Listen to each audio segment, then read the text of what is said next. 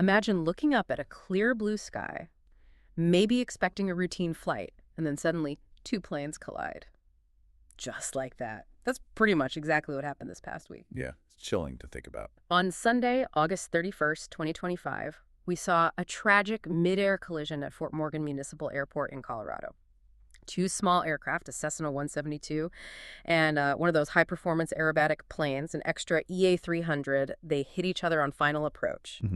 The incident tragically left 1 person dead and 3 injured. Both planes crashed, caught fire. Awful. And, you know, while these mid-air collisions are thankfully not common, Right. when they happen, they're almost always catastrophic. We saw that back in January 2025 near Reagan National Airport in D.C. Oh, yeah, that was incredibly unusual. 64 people killed. Exactly. Highly unusual and just devastating. So today we're really going to dive deep into this. We'll look at how human vigilance, lessons from history, new technology, and even mental health, how it all kind of weaves together in aviation safety. It's a complex picture. It really is. We want to explore the layers of protection, but also, where the vulnerabilities still are up there in our skies. Okay, so that Fort Morgan incident on August 31st. It's a stark reminder, isn't it? Let's start there. What happened right after the crash? What did investigators, first responders find? Well, it's actually quite remarkable how fast things mobilize. The collision itself happened around 10:40 a.m. local time. You had the Cessna 172 and the extra EA-300. Tragically, 1 person in the EA-300, the aerobatic plane, was declared dead right there at the scene. Another person from that plane was hospitalized. Okay. The 2 people in the Cessna, they actually sustained relatively minor injuries, believe it or not, treated right on site. Wow, lucky in a sense. Relatively, Yeah. yes. But both aircraft did crash and immediately caught fire. There was a visible plume of smoke. And what's really something is that bystanders, ordinary people there, they showed incredible courage. They actually rushed in to try and fight the flames before the official first responders even got there. That's amazing. Does that point to maybe a delay in the official response, or is it just people stepping up? I think it's mostly the latter. Human instinct in a crisis. But the official response was prompt. You had crews from the Morgan County Sheriff's Office, Fort Morgan Police, State Patrol, the fire department, ambulance services. Yeah. They all arrived quickly. Right, the coordinated effort. Exactly. And then the FAA and the NTSB, the National Transportation Safety Board, they launched their joint investigation pretty much right away. The NTSB is taking the lead, as they usually do in these cases. Okay. And the airport, of course, was shut down for a time. This whole immediate coordinated response, it really shows the established protocols we have for aviation safety. Doesn't matter if it's a huge airliner or smaller planes like these. That makes sense. The key thing for you, the listener, to realize is that every single event like this, big or small, it feeds back into the system. Yep. It's all part of this constant effort to make air travel safer for everyone. It really is impressive how that system kicks in, even for a smaller airport incident. But like you said, this isn't a new problem, is it? Mid-air collisions have a long, sometimes very tragic history that's really shaped aviation. Oh, absolutely. We have to go way back. Let's trace some of that. Where did it start? The very first recorded mid-air collision was, believe it or not, October 3rd, 1910. Yeah. In Milan, Italy. Wow, 1910. Yeah. A pilot named Rene Thomas hit Captain Bertram Dixon. Amazingly, both survived, but Dixon's injuries were so bad he never flew again. Incredible. Then, just 2 years later, June 19th, 1912, in France. That was the first fatal one. It killed French Army Captain Marcel Dubois and Lieutenant Albert Pignon. So even right at the dawn of aviation, the danger was there. How did these early incidents, and maybe some bigger ones later, lead to the rules we have today? Well, looking at the bigger picture, these tragedies, as awful as they were, they acted as catalysts. They forced change. Right. A really key moment in the U.S. was the Federal Aviation Act of 1958. That came after a couple of bad military-civilian crashes. Yeah, United Flight 736 hit a fighter jet, killed 49. Then just a month later, Capital Airlines Flight 300 crashed, killing 12. That act created the FAA. To bring it all together. Exactly. To provide unified control over the airspace for both civilian and military flights. Before that, it was more fragmented.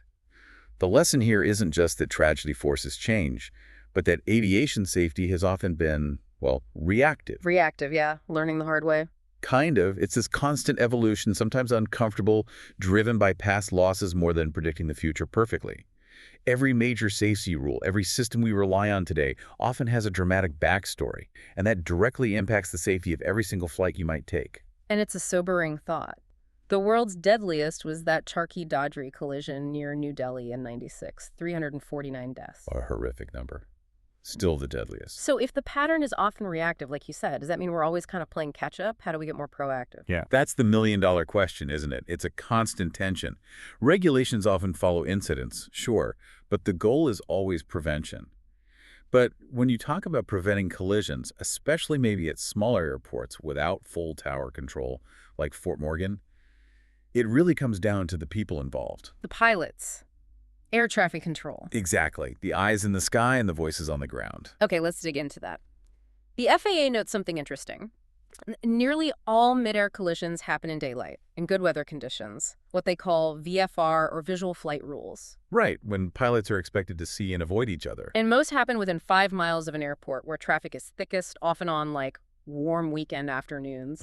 Peak times. But the really striking thing the FAA says is most could have been avoided with proper scanning techniques, even on clear days. It sounds simple, but it's not. Pilots have a lot to juggle flying the plane, navigating, communicating, and scanning constantly for other traffic. It's demanding. And harder at night, I imagine. Definitely. At night, you're looking for flashing beacons because distinguishing aircraft lights from ground lights is really tough. Vigilance is just paramount. So this raises a big question then. How much can technology really help if the basic human actions like scanning properly, communicating clearly aren't optimal? And what about the controllers? That's the other side of the coin. Air traffic control, ATC, their job is crucial. They're like choreographers, especially in busy airspace, calling out traffic to pilots. Hey, you've got traffic at your 2 o'clock, 5 miles, that kind of thing. But we hear about staffing issues, right? Yes, that's a recognized problem. A big part of it goes back to the Patricio strike in 1981 when many controllers were fired. Ah, Reagan. Right. Yeah. A large group was hired in the decade after that, and now they're reaching the mandatory retirement age of 56. So a wave of retirements. A big wave. And training new controllers takes a long time. We're talking an average of 3.5 years at a major center like Chicago. You can't just replace them overnight. 3.5 years. Oh. And it's such a high-stress job, isn't it? You need to be sharp, make split-second decisions. Absolutely. High stress, complex. Demands intense focus and responsiveness, like you said, instantly. And thinking back to that Reagan national incident in January, reports suggested one controller was doing 2 jobs in the tower. Right. Now, a former FAA controller, Todd Gary, did point out that combining sectors isn't unheard of during quiet periods. Okay. But he still questioned the specifics, how close the planes were, whether the instructions given were actually acknowledged properly. It raises flags. And didn't former Transportation Secretary Sean Duffy also raise concerns about the traffic control systems under the previous administration? He was vocal, yes.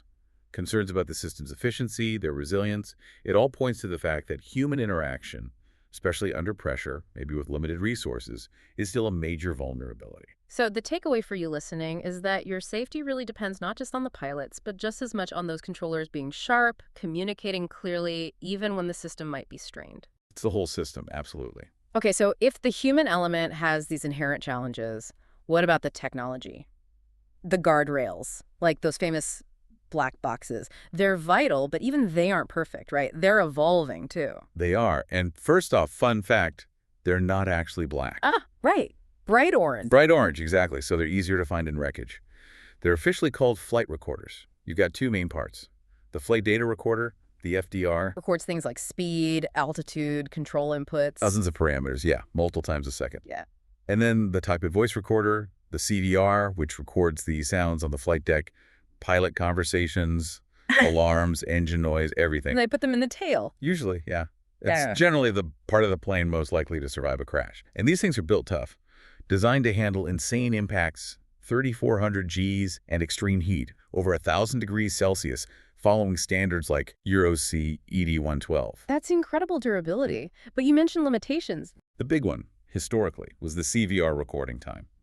Originally, many only recorded for 30 minutes on a loop. So in a long flight, the crucial moments could be overwritten. Exactly, often insufficient. The FAA mandated a minimum of 2 hours back in 2008. Europe, EASA, went further in 2021, requiring 25 hours for new planes. 25 hours seems much better. It is, but there's a catch. After that Alaska Airlines flight, the one with the door plug incident in January 2024, Right, I remember that. the NTSB chair, Jennifer Hamady, pointed out a problem. The CVR kept recording for over 2 hours after the event, while the plane was on the ground, before maintenance finally powered it down. So the critical audio from the incident itself was overwritten. Ah, because it was only a 2-hour loop on that older plane. Precisely. So Hamidi called for extending that 25-hour requirement to all existing CVRs, not just new ones. It highlights this gap technology exists, but getting it implemented across the entire fleet takes time, and regulations can lag behind. That makes sense. The critical data can be lost even with the box intact. It's a race against time, literally. Yesterday's standard might erase tomorrow's vital clues. And thinking about the future, Malaysia Airlines Flight 370, its disappearance in 2014, really pushed the discussion on other technologies, didn't it? It absolutely did. Things like live streaming flight data to the ground so you don't need to recover the box physically, and deployable recorders. The kind that eject before impact. Yeah, eject, float, equipped with satellite beacons for quick recovery. Interestingly, the U.S. Navy has used tech like that since 1993. Really? Since 93?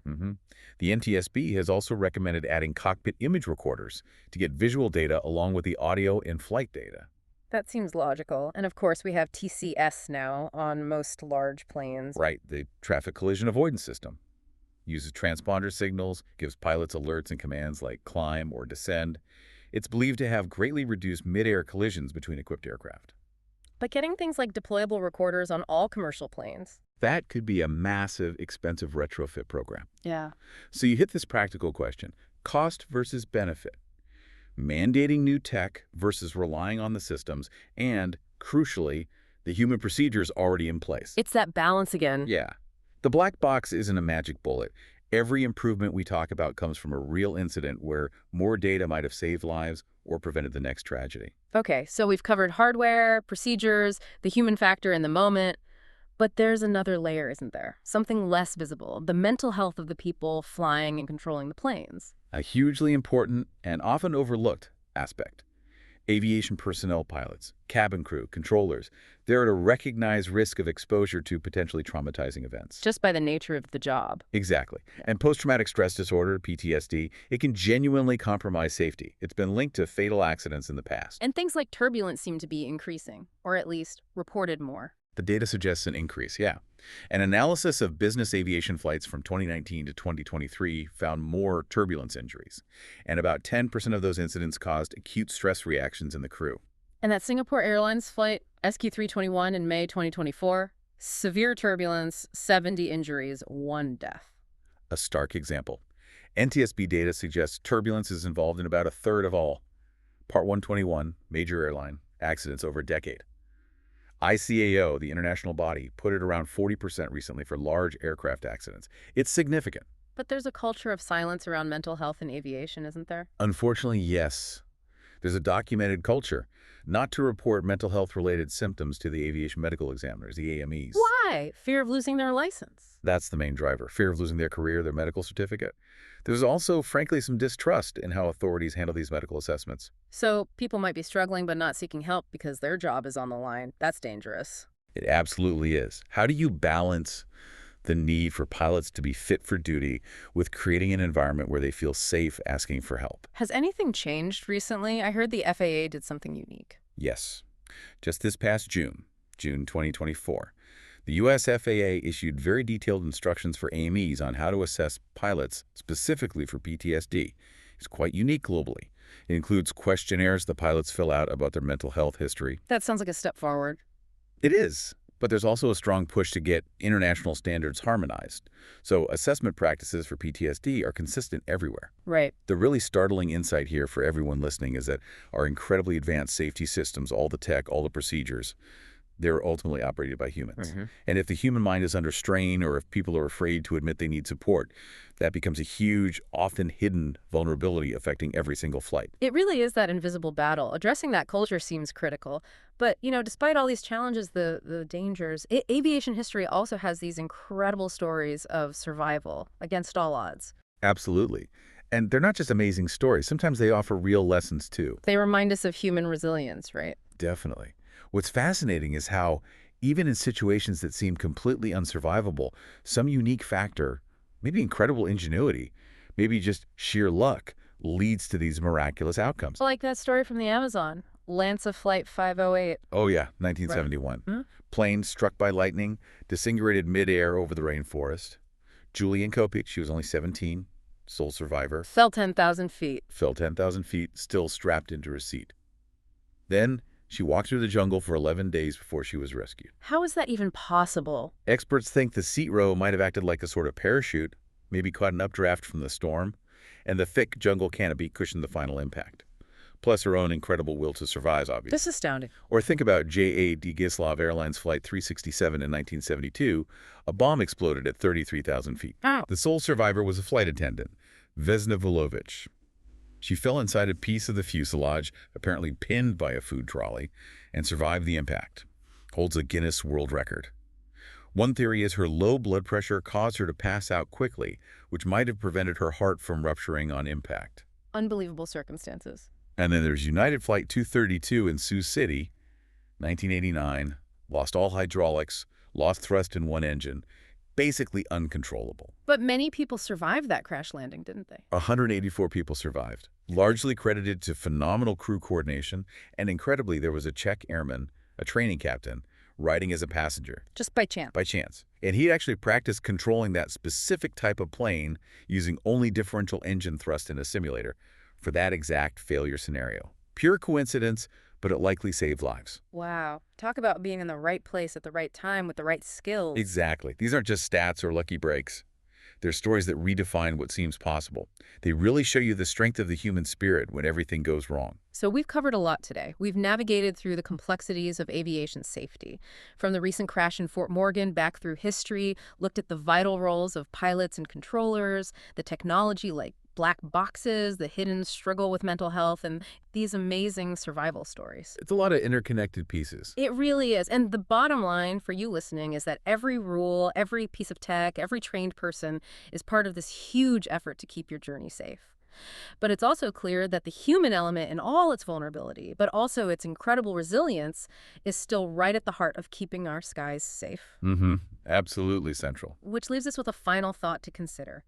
As our skies get busier, as technology gets even more sophisticated, will the ultimate frontier for safety always come back to us? Not just more systems, not just more rules, but enhancing our own individual preparedness, our vigilance, and maybe having the courage to really address the human condition flaws and all.